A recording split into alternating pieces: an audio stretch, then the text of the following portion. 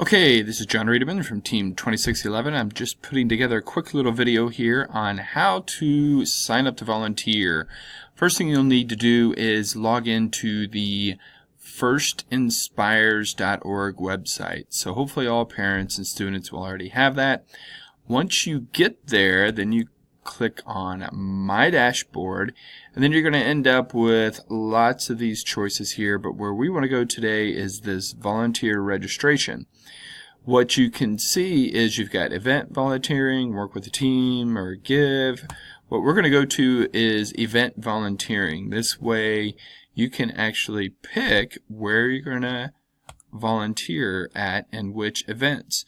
So for instance, I'm just going to put in my local zip code here, and then you pick your mileage. So we're going to say about 30 miles. You can pick your dates, you can pick different things, and then you hit the apply filters button down here.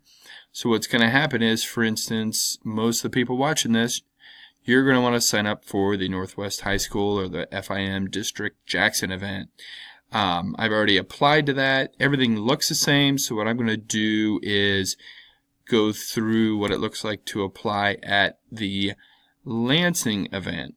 So once you get there, this is where you can decide how many days you can available and volunteer and different things like that. Mine's got a school for my employer. Volunteering, I'm going to say yes, and we always help with field disassembly, so I'm going to put that on there and then hit next. You can have multiples on there too, you don't have to have just one.